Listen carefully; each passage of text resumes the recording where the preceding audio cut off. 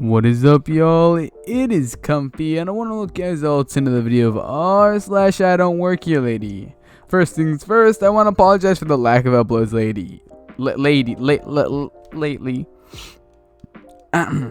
It's very wrong of me not to upload, and I apologize for that. I normally do upload. It just recently it's been hectic because we were going through our finals and stuff. I just want to get everything done and out of the way. But summer will be my schedule that I'm going to be posting tomorrow. Psych, it's already posted because I'm already lazy and this video is pre-recorded. So I have a new schedule that'll be posted. That'll be every day when my videos will be uploaded. At a time, certainly. I hope. You don't work here, dude. This happened a few days ago and finally have a bit of time to type it out. I've had an I don't work here experience, but never a you don't work here experience. I was helping out during a large festival a few towns over for me, basically just filling in where I was needed. Employees came from various places, but we had all around the same neon green staff shirt, so it was easy to find us. A few people approached me asking why they started charging for parking. Weird because they hadn't. And I knew because I had just been parking people a few hours beforehand. The group told me the green and neon shirt it was $5 and gave them change and everything, handed them the parking tag, and then directed them to another neon shirt. I grabbed a security guy, went over to see if we could figure out what was going on. This guy, I don't know if I should be mad or impressed, got a neon shirt and spray painted staff on the back. From far away it looked like a legitimate, and to the point where we glanced around and didn't notice him. We approached him originally to ask him if he had seen anyone fishy around. When he looked up, I noticed a small face tattoo. Not that they would employ someone with a face tattoo, but I probably would have noticed this at the staff meeting we had a day beforehand. After that, we noticed the homemade shirt and the lack of a radio or badge. Security guard S, we'll call him, talk to him. F for fake. Later we'll meet B for boss. Hey bud, you can't just make a shirt and start charging people to park. If you give the money back and trash the shirt, just get out of here and we won't call the cops. No, John, they said we ran out of shirts. He had me make this one. Who? John who? John, you know, the big guy around here sometimes?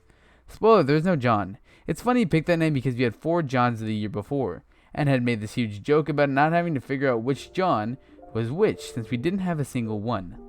We also had to order staff shirts like we had 30 left over. I know all the staff. There was no John. There are also plenty of staff shirts. One more time, give the money back and trash the shirt. Hey man, I don't tell you how to do your job, and why don't you tell me not how to do mine? This isn't your job. That's why. I tried the easy way. It's on you now. S calls the cops and we stand by to make sure he doesn't try to charge anyone else. Made for a few amusing interactions. When F tried to tell the passing cars, we immediately yell over him there's no charge for parking. Cops come, and boss. Boss, who in their right mind is charging for parking?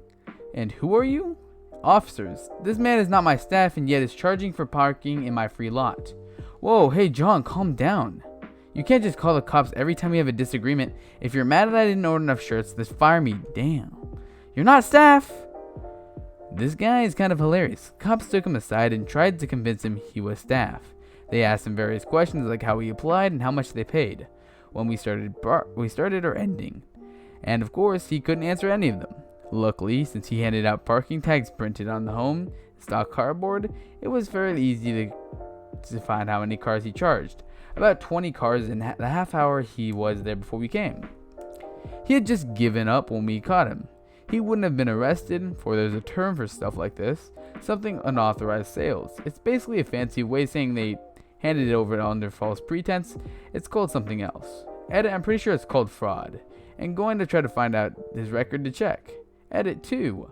This incident got them in for fraud before he had been charged with unauthorized presence, some term when you're already in jail and go somewhere you shouldn't be. And the intent to sell something that jumbled in my brain. Had priors, dude's gonna be locked up for a while. But he made an announcement for anyone who paid for parking to come to the main entrance. Managed to get everyone their money back. Pretty fun to be the guy handing back the money, but it was awkward to explain about the fake staff member. Next year we're going to get more detailed shirts that they were harder to copy, and taking optional donations to the parking lot to keep our local soup kitchen. We figured we might as well. Also gives us an excuse to keep someone stationed around where he was taking the money, and was a weird excuse not to be super visible from the rest of the festival. I can't just wrap my head around it.